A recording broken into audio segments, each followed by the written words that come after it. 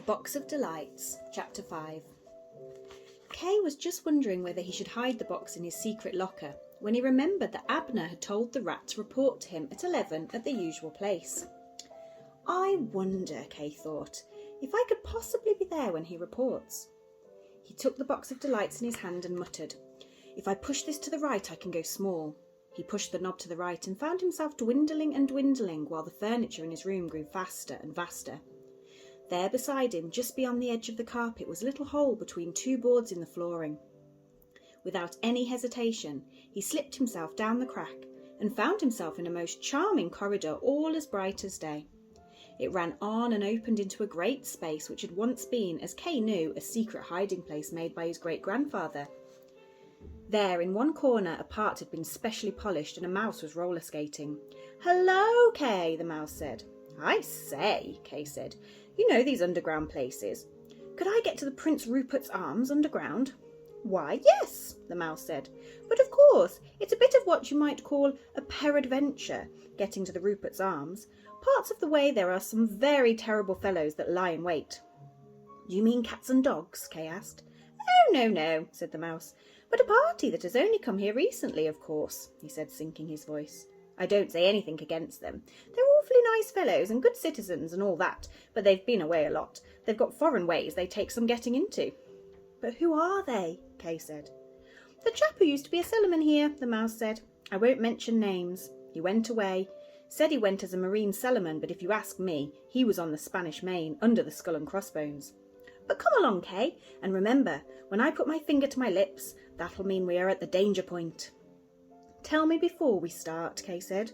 "What is the danger point?"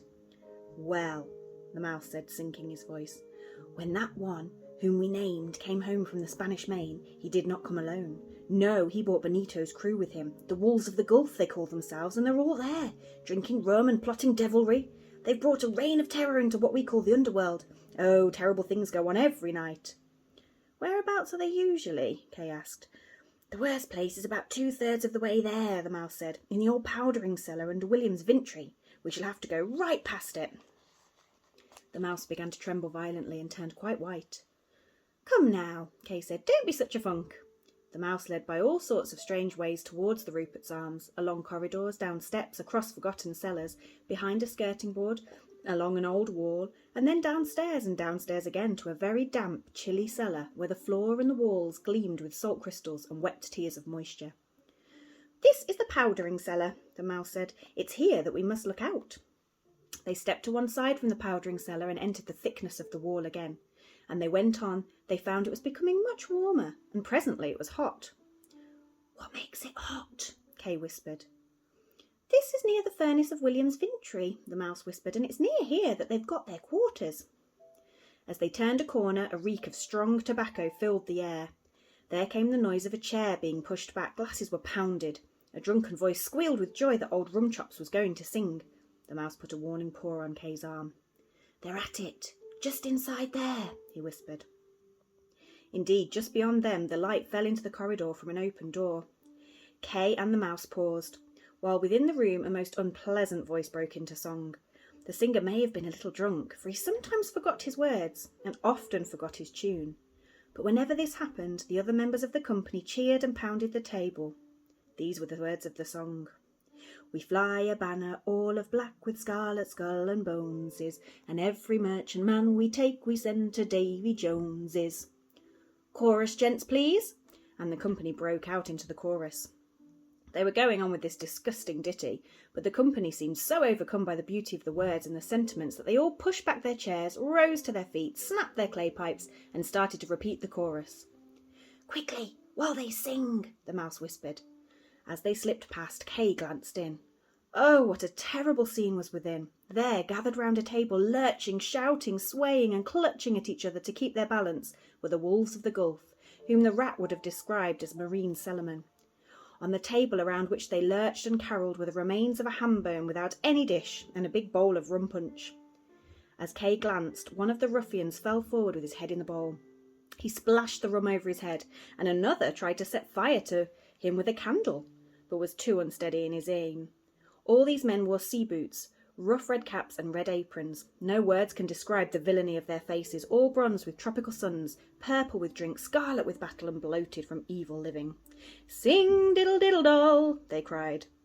Then they drew their pistols and fired them at the ceiling so that the plaster came down with a clatter. The mouse plucked Kay on along the corridor. They turned a corner. There, at the passage end, Kay saw the familiar figure of Rat, with a younger marine cellarman. Kay and the mouse slipped back so as not to be seen, but they could hear Rat saying, "Now, here we are at the door. Nephew, remember what it was I told you. Don't you be afraid of the gent. Speak out." "I ain't afraid of no gent," Rat's nephew answered. "Well, that's what," Rat said, and stooping down he knocked at the little door. "What do you knock for?" the nephew asked. "To show respect to the great Abner Brown," Rat answered. Kay heard Abner's silky voice say, "Come in." Rat and his nephew pest into the room and shut the door behind them. "This is the Rupert Arms," the mouse said. "If you will step up here, there is a place where you can see right into the room." Kay could see Abner in a green silk quilted dressing gown sitting at a table. Beside him was a rather stout, stupid-looking man, whom Kay took to be the man Joe, and opposite him was the foxy-faced man. Opposite Abner was a lady whose figure and bearing seemed familiar.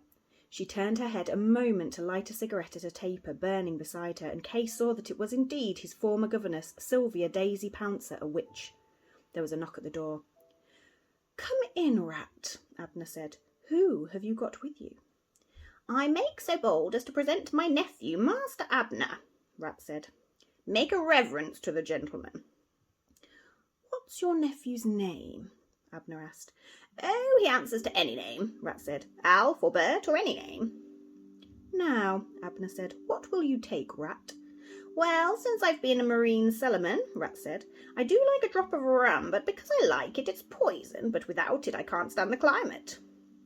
"A drop of rum for Rat," Abner said. They gave Rat a tot of rum in a thimble. Rat wiped his lips with the back of his paw, tossed it off and rubbed his chest. "Oh, that's the stuff," he said. "Poison. I can feel it doing me good all the way down." "Now, Alf," the Rat said, when he judged that he would not be receiving any more rum, "stand there and tell the gentleman what you seen last night." Alf Rat came forward and seemed much abashed at having to speak in company. "Speak up, Alf," Abner said. "What does he say, Rat?"